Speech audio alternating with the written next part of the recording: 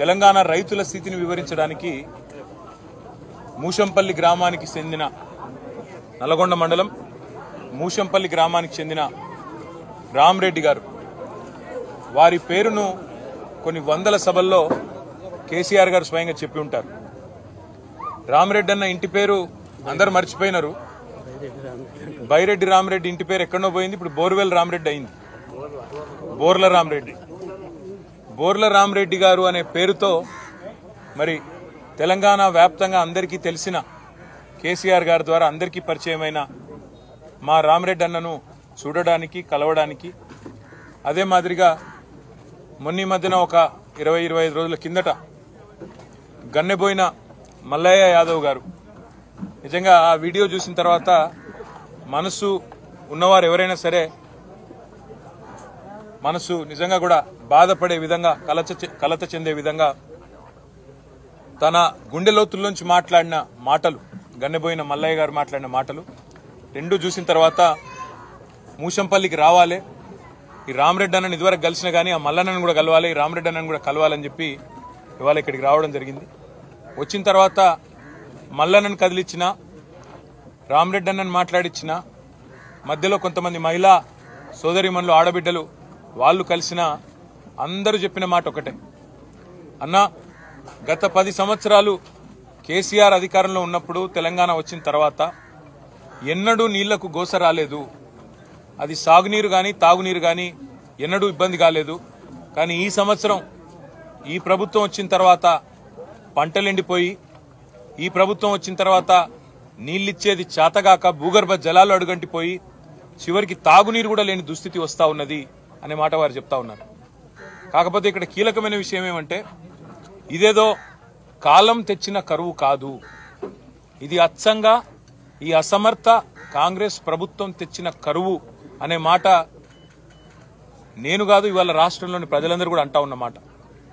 ఒకవైపేమో Kaleshwaram project విఫల ప్రాజెక్టుగా చిత్రీకరించి అందులో ఏదో జరిగిపోయింది అనే ఒక భ్రమ కల్పించి కాళేశ్వరమే ఫెయిల్యూర్ అనే ఒక బద్నాం చేయడానికి ఉద్దేశపూర్వకంగా అక్కడ నీళ్లు ఉండి నీళ్లు ఇవ్వకుండా నిన్న కేసీఆర్ గారు నల్లగొండకి సూర్యాపేటకు వచ్చిపోతే ఆ దెబ్బకు జడిసి 5 తారీఖు నాడు కేసీఆర్ గారు కరీంనగర్కు వస్తున్నారంటే ఆ దెబ్బకు జడిసి నిన్న Nandi pump house, Gayatri pump house లో నిన్న నీళ్లు చాలు చేసి ఎల్లంపల్లి నుంచి నీళ్లు ఎత్తిపోసి ఇవాళ కరీంనగర్ లో అక్కడ నీళ్లు ఇస్తా ఉన్నారు. నిన్నటిదాకా కాళేశ్వరం ఫెయిల్యూర్ అని చెప్పిన ప్రభుత్వం ఇవాళ అదే కాళేశ్వరం ఎక్కడెక్కడైతే బాహుబలి మోటార్లు పెట్టి కేసీఆర్ గారు ఇన్ని రోజులు గోదావరి నీళ్లను తెలంగాణ బీళ్లకు మళ్లిచ్చినారో ఇవాళ అవే నీళ్లను ఇవాళ కరీంనగర్ జిల్లాలో ఇస్తా ఉన్నారు. అదే పద్ధతుల్లో కేసీఆర్ ఉన్నన్ని రోజులు ఇక్కడ నాగార్జున సాగర్ లో మరి బ్రహ్మాండంగా ఎన్నడూ ఇబ్బంది లేకుండా కావలసినంత నీళ్లు రైతాంగానికి టైలెండ్ దాకా ఇచ్చిన ఘనత కేసీఆర్ గారు. ఇదే మూషంపల్లిలో సరిగ్గా ఇదే నెల ఏప్రిల్ నెలలో పోయిన సంవత్సరం బ్రహ్మాండంగా చెరువు నిండు కుండలాగుండే. ఇప్పుడే రామరెడ్డి అన్న చెప్తున్నాడు, నేను గత 10 ఏళ్లలో ఒక్కసారి కూడా బోర్ వేయాల్సిన అవసరం పడలేదు, అంతకుముందు 90 పైన బోర్లు వేసిన, మళ్ళీ ఇప్పుడు ఈ ప్రభుత్వం వచ్చినాక ఈ 100 రోజుల్లో మళ్ళీ 4-5 బోర్లు వేసినా అని చెప్పి ఆయన ఇంటి ముందు వేసిన బోర్ను ఇప్పుడే రామరెడ్డి గారు స్వయంగా తీసుకొని పోయి చూపెట్టినాడు. అంటే ఇది ఈరోజు తెలంగాణ రైతాంగం యొక్క దుస్థితి ఈ చేతగాని ప్రభుత్వం వల్లనే వచ్చింది అనే మాట కూడా నేను విజ్ఞప్తి చేస్తా ఉన్నా. ఇవాళ ఒక మంత్రి గారు అంటున్నాడు, వ్యవసాయ మంత్రి, ఇది కాలం తెచ్చిన కరువు అంటున్నాడు. అయ్యా మంత్రి గారు, ఇది కాలం తెచ్చిన కరువు కాదు, చేతగాని నీ ప్రభుత్వం, చేతగాని కాంగ్రెస్ తెచ్చిన కరువు, 100% నీళ్లుండి ఇవ్వలేని అసమర్థ ప్రభుత్వం తెచ్చిన కరువు. మీకు 110 రోజులు సరిపోలేదా? మూడు పిల్లర్లలో సమస్య వస్తే 3 నెలలు సరిపోలేదా? సమస్య రెక్టిఫై చేసి దాన్ని సరిదిద్ది నీళ్లిచ్చేదానికి సరిపోలేదా? నిజంగా మా జగదీష్ రెడ్డి గారు చెప్తా ఉంటే నేనేమో అనుకున్నా, 100 రోజుల్లో నిజానికి 100 టీఎంసీలు లిఫ్ట్ చేసే అవకాశం ఉండే, పంటలు ఎండిపోకుండా చూసుకునే పరిస్థితి ఉండే. కానీ ఇరాల ఈ కాంగ్రెస్ ప్రభుత్వం కేవలం కేసీఆర్ ను బద్నాం చేయాలి, ఏదో ఒక చేసి మళ్ళీ ఒకసారి ఆ ప్రాజెక్టు విఫల ప్రాజెక్టుగా చూపెట్టాలనే ఒక చిల్లర తాపత్రయంతో ఇవాళ ఈ రకమైన పరిస్థితి అవస్థ రైతాంగానికి తీసుకొచ్చిన మాట వాస్తవం.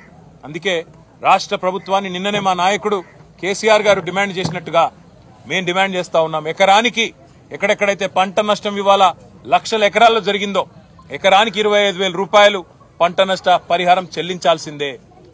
తప్పకుండా ఇది మీరు తెచ్చిన కరువు, మీరు తెచ్చిన సమస్య, రైతాంగానికి ఇది మీరు పెట్టిన ఒక తెచ్చిన దుస్థితి. కాబట్టి 25,000 నష్టపరిహారం ఇచ్చి తీరాల్సిందే. నెంబర్ 1. నెంబర్ 2, ఇప్పటి వరకు ఒక్క మంత్రి గాని ముఖ్యమంత్రి గాని రైతుల దగ్గరికి వచ్చి పలకరించిన పాపాన పోలేదు. వాళ్ళ ప్రధాన ప్రతిపక్షంగా బీఆర్ఎస్ ఏమో మొత్తం వ్యవసాయ క్షేత్రాలు తిరుగుతుంటే, పంట పొలాలు తిరుగుతుంటే, ఎక్కడికక్కడ రైతులను కలిసి వారిలో ధైర్యాన్ని నింపే ప్రయత్నం చేస్తుంటే, స్వయానా ప్రధాన ప్రతిపక్ష నాయకుడు కూడా ఇవాళ ఆయన ఆరోగ్యాన్ని లెక్క చేయకుండా, వయసును లెక్క చేయకుండా ఇవాళ 3-4 జిల్లాలు తిరిగి మరీ రైతులను పరామర్శించి ధైర్యం చెప్తుంటే ముఖ్యమంత్రి గారు ఎక్కడున్నారండి? మంత్రివర్గం ఎక్కడున్నది? రైతాంగానికి ధైర్యం చెప్పే బాధ్యత మీ మీద లేదా?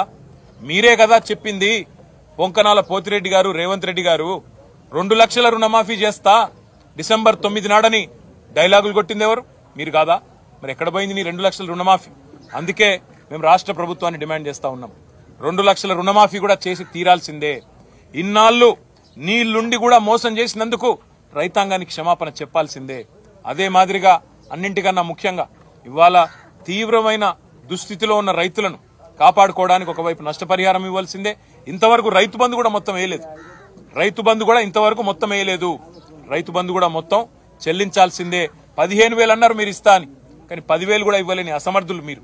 కాబట్టి రాష్ట్ర రైతాంగానికి మేము చేసే విజ్ఞప్తి ఒకటే, మీ పక్షాన భారత రాష్ట్ర సమితి ఉంది, కేసీఆర్ గారు ఉన్నారు.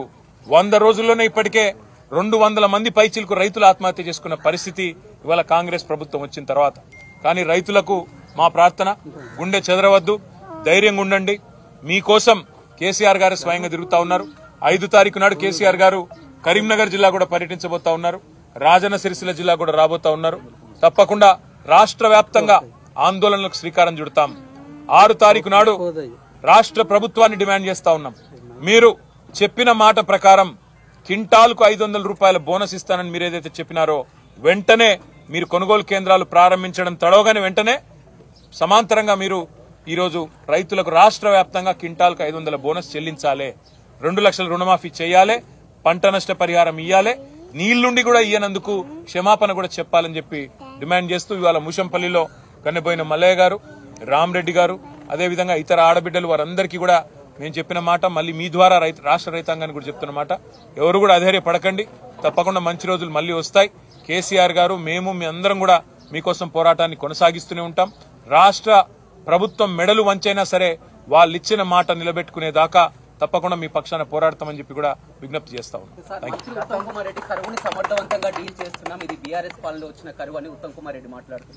ఉత్తమ్ కుమార్ రెడ్డి గారు ఇంకో మాట కూడా అన్నారు, కరెంటు పోవడం లేదు రాష్ట్రంలో, ఒక్క నిమిషం అని కూడా మాట్లాడినారు.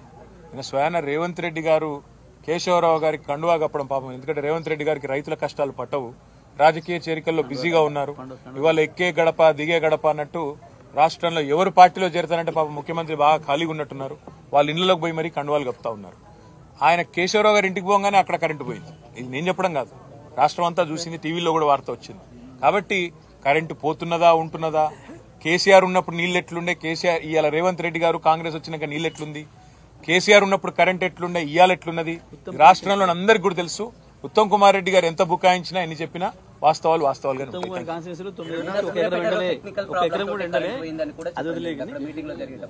ఉత్తమ్ కుమార్ రెడ్డి గారి కాన్స్టిట్యూన్సీలో 9 సంవత్సరాల నుంచి 1 ఎకరం పంట ఎండలే.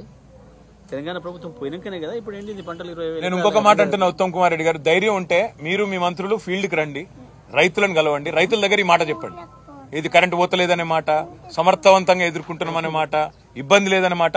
మేము తిరుగుతున్నట్టు రైతుల మధ్యకి రండి, తిరిగి మాట్లాడండి, రైతులే మీకు సమాధానం చెప్తారు. మూషంపల్లికి రేపు రమ్మని ఆడియో ఎందుకు బెస్ట్. ఓకే, థ్యాంక్ యూ అన్న.